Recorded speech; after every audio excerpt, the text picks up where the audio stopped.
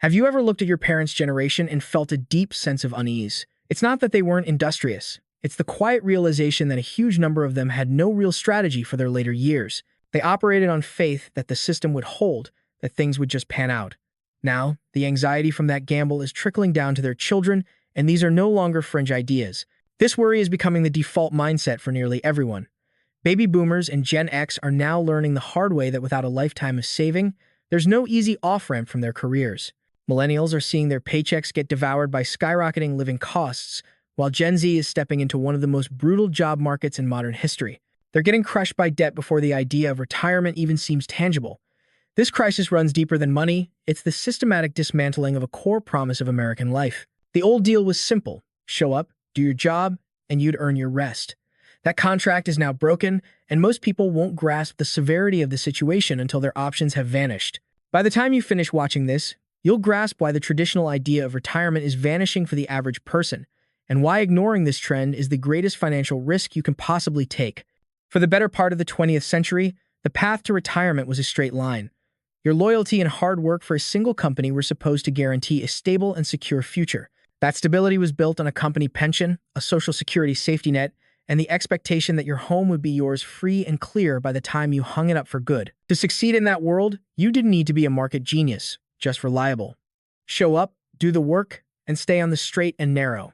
The system handled the rest. But piece by piece, that entire structure has been quietly torn down. In the private sector, pensions are now basically extinct. They were replaced by the 401k, a system that transferred almost all the financial risk from the corporation to the individual employee. Your ability to navigate market turbulence, maintain saving discipline, and make shrewd investment choices suddenly became far more important than company loyalty. At the exact same time, the concept of a steady job began to fall apart.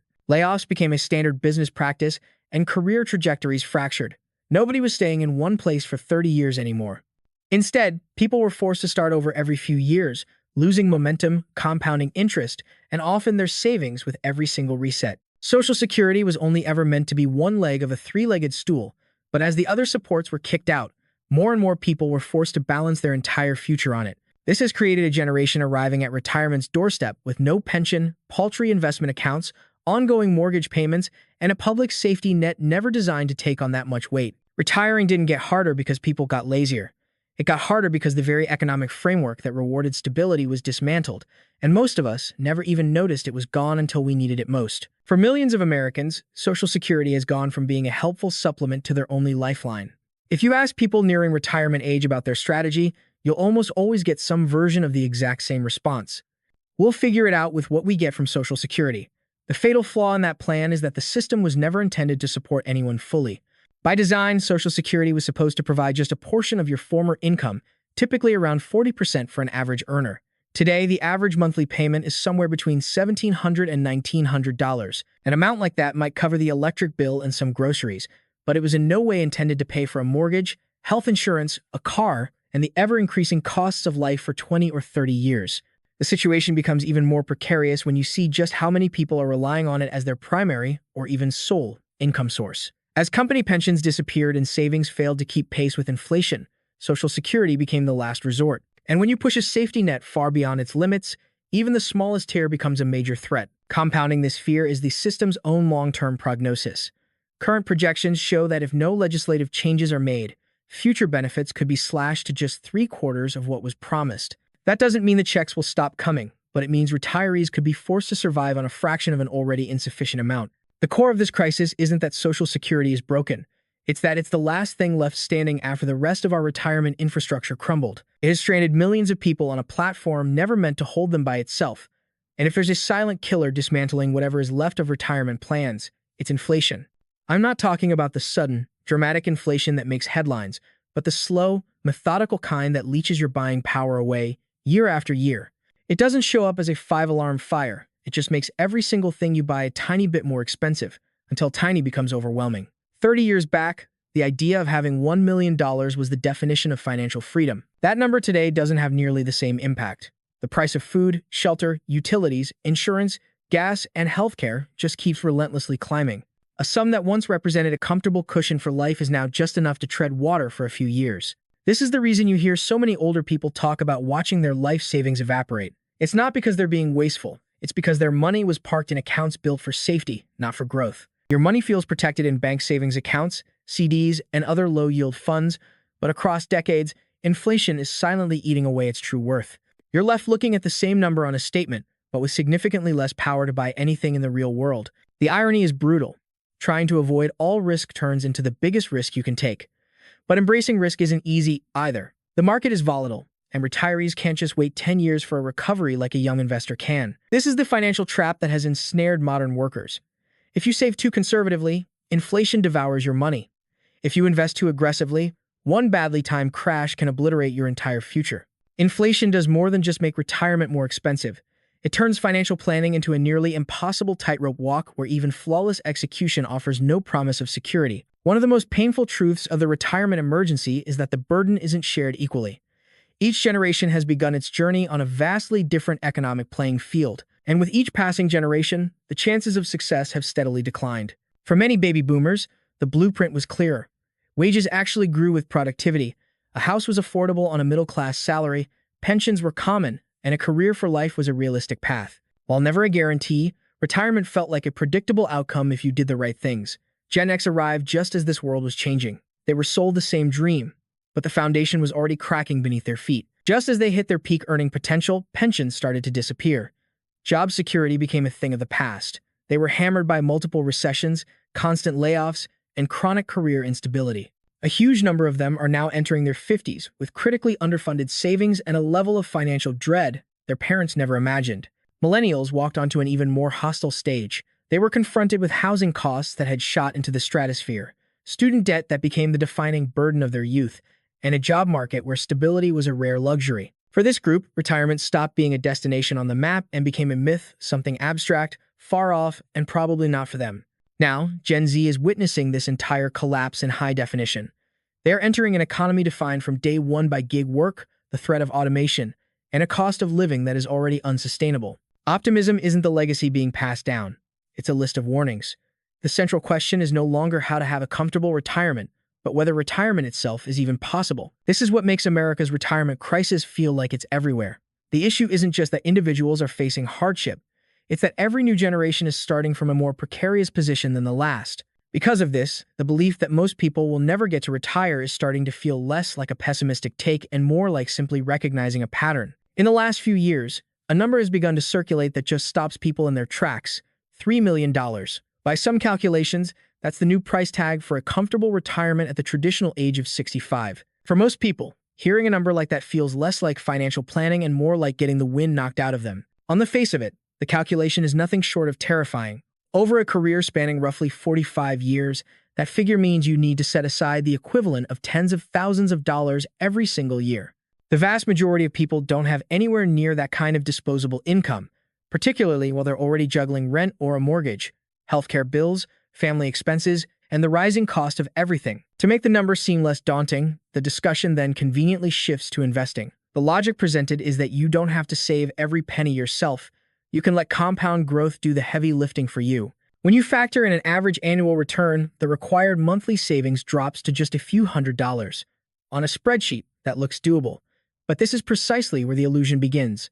Those kinds of projections are built on a level of life stability that most people simply never experience.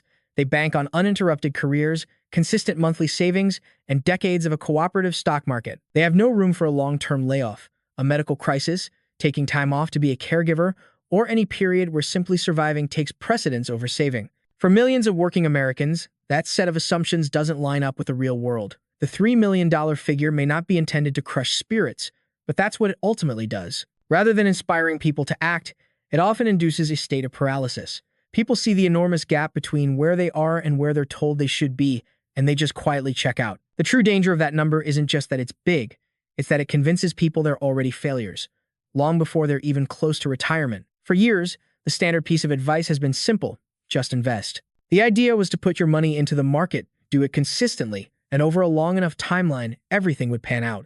For earlier generations, that formula often worked. The power of long-term growth ironed out the market downturns, and those who were patient were usually rewarded. But today, that same old reassurance just doesn't carry the same weight. Younger generations understand the math behind investing, but many are deeply uneasy with the financial system they're supposed to trust. The major stock indexes are overwhelmingly concentrated in just a handful of big tech companies. The entire market's upward swing is being fueled by just a handful of buzzwords: artificial intelligence, automation, or high-risk growth, which feels more like a house of cards than a solid foundation. It's tough to stay confident when profits are just about riding a wave instead of being backed by a strong economy, and on top of that, there's a timing issue that nobody seems to talk about. Investing works its magic best with a long-time horizon, but retirement itself puts a deadline on that runway. A steep market crash right at the beginning of your retirement can permanently cripple your savings, a risk known as sequence of returns risk. Even if the market roars back to life years later, the damage is already done because you were forced to withdraw money at the absolute worst time. This is exactly why telling people to just invest often comes across as dismissive. That advice ignores the emotional reality of watching your savings evaporate and the structural reality that most people don't have a clear path to decades of uninterrupted income growth. Investing is still essential, but it no longer feels like a sure thing. The real fear isn't that the market will go to zero and stay there. It's that the room for error has shrunk to almost nothing, and one stretch of bad luck at the wrong time can wipe out a lifetime of careful planning. When people daydream about retirement, they picture traveling, pursuing hobbies, or finally just taking it easy. What they almost never factor in is the cost of healthcare, until it's too late to ignore. And by the time it becomes a primary concern, it's often the single biggest expense they never budgeted for. Even with Medicare, healthcare in your later years is nowhere close to being free. All the premiums, deductibles, co-payments, prescriptions, and services that aren't fully covered add up with shocking speed. Over the full length of retirement, an average couple can expect to face healthcare costs that climb into the several hundreds of thousands of dollars. And that's before you even start to think about long-term care. This is where the gap between what people expect and what is real becomes truly perilous. Medicare will not pay for extended stays in a nursing home or an assisted living facility. Those services can run thousands of dollars a month, and the need for them often appears without any warning. A fall, a sudden diagnosis, or a slow loss of mobility can transform a financially secure retirement into a full-blown crisis almost instantly. What makes this so devastating is the timing. Healthcare costs tend to skyrocket at the very moment your ability to earn more money has disappeared. You can't just pick up more hours or find a better-paying job to cover the bills. You are forced to pull from a nest egg that was supposed to last for decades, and a single major medical problem can drain it far more quickly than you ever imagined. This is how so many retirement dreams die. It's not because of frivolous spending, but because of a bad roll of the dice with health. An illness doesn't care how well you manage your money in your 30s, and when medical bills become the only thing standing between stability and basic survival, the whole concept of a comfortable retirement starts to feel incredibly fragile. For generations past, homeownership was the anchor of financial security in later life. By the time people retired, their mortgage was a distant memory, their monthly expenses plummeted, and the cost of shelter was predictable. That stability made every other dollar from Social Security, savings, or a part-time job stretch so much further. That solid foundation is no longer a guarantee. These days, far more people are getting close to retirement without owning their homes free and clear. Some are looking at mortgage payments that will follow them well into their 60s, while others are lifelong renters, completely exposed to rent increases that don't care about their fixed income. And even for those who do own their homes, they are far from living cost-free. Property taxes inevitably rise, insurance costs soar, and home maintenance becomes more frequent and expensive with age. For younger generations like millennials and Gen Z, this challenge is even greater. Many of them were completely priced out of the housing market during their peak earning years. Others stretched themselves to the financial breaking point just to get a foot in the door, locking themselves into huge financial burdens that are on a collision course with their retirement goals. Housing, which was once the great stabilizer, has now become another major unknown. The danger is subtle but profound. Housing expenses do not care about your retirement budget. They keep climbing while your income remains static. A paid-off home used to be a buffer against inflation. Now, renting or carrying a mortgage turns inflation into a relentless assault on your finances. This is the reason why we hear more and more stories of seniors taking on roommates or moving into shared houses. It has nothing to do with lifestyle preference. It is purely a financial necessity, and it is a clear signal that the fundamental relationship between housing and retirement has been broken. At some point, the statistics stop being numbers on a page and start having faces, voices, and real-life consequences. The retirement crisis is not a future problem. It is happening right now in homes across the country. You can see it in 50-somethings who, after working for decades, will admit they have saved nothing. You can hear it in the accounts of older workers who get laid off and are forced to deplete what little they had just to get by. And you feel it most acutely in the growing ranks of people in their 70s and 80s who are still working not because they want to, but because they simply cannot afford not to. These are not isolated cases. You're starting to see the warning signs. Older folks getting roommates or sharing a house isn't just a quirky idea from a TV show anymore. For many, it's becoming the only way to survive financially. The dream of growing old on your own terms, comfortably and without money worries, is just evaporating. And the really tough part, you hear so much regret, not stories of wild spending. Most of these people did everything right. They had kids, paid the mortgage, and followed all the rules for being responsible. But the security that was supposed to be there at the end just wasn't. This is what the retirement crisis actually feels like. It's not about charts and graphs. It's about putting your life on hold, working years longer than you planned, and that constant nagging fear in the back of your mind about your money running out before you do. For the younger people, seeing this, it's not just a cautionary tale, it's looking more and more like a preview of their own lives. With the whole idea of a secure retirement feeling like a fantasy, something has started to change in how people think, especially the younger crowd. When the future feels like a lost cause, why would you sacrifice everything today? That's the mindset that leads to what some call doom spending. This kind of spending isn't about being careless, it's a way to cope. When you're convinced that saving every penny still won't be enough to get you to a safe place, you start spending just to feel like you have some say over your own life right now. Treating yourself to experiences or little conveniences feels right, not because you can afford it, but because who even knows what tomorrow will bring.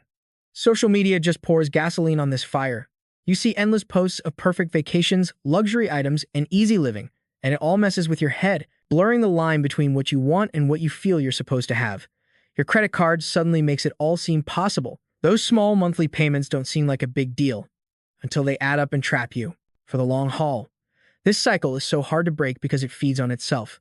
The more you spend to quiet the anxiety, the tighter your budget gets. And the less money you have, the more impossible retirement feels. The more impossible it feels, the easier it is to say, what the heck, and spend even more. This isn't people failing morally. It's a logical reaction to a system where playing the long game feels rigged. But no matter the reason, the result is the same. Spending to cope with a bleak future doesn't just push retirement further away. It actively builds the cage that makes it impossible. And the saddest part is that so many people see it happening but feel completely stuck. They understand the math and the consequences. But when they look into the future, they don't see anything that feels worth the struggle today. And that might be the most terrifying thing of all. Sooner or later, we have to stop talking about retirement like it's the 1980s and start talking about what it's actually becoming. For most, it won't be some finish line where you stop working for good. It's not going to be 30 years of leisure paid for by one big pile of savings. It's shaping up to be something completely different and a lot messier. The new reality is that retiring is less about quitting work and more about just getting some of the financial weight off your shoulders. It's about having more options, not necessarily total freedom. Picking up part-time gigs, doing some consulting, or finding remote projects, these are becoming the main ways people now expect to make ends meet in their later years. Not because they want to work until they drop, but because the idea of being completely financially independent feels like a pipe dream. This change isn't all bad, but it's a huge break from the promise our parents' generation grew up with. The real problem is pretending the old rules still work. When what you expect doesn't line up with reality, you make bad plans, put off tough choices, and completely misjudge how long you'll need to prepare. The hard truth is that the retirement of the future is all about being able to roll with the punches. The people who can adjust, lower their expectations, and build a more flexible life plan will do much better than those holding on to a version of retirement that's already gone. It's not about surrendering. It's about changing your goals before life changes them for you. The financial crunch so many Americans are facing didn't just appear overnight. It was created by skyrocketing costs, all the financial risk being pushed onto us, unstable job markets, and a whole system that no longer keeps its promises. Everything from inflation and healthcare to the housing market has made the idea of a stable retirement feel incredibly shaky. This isn't meant to be scary, it's a wake-up call.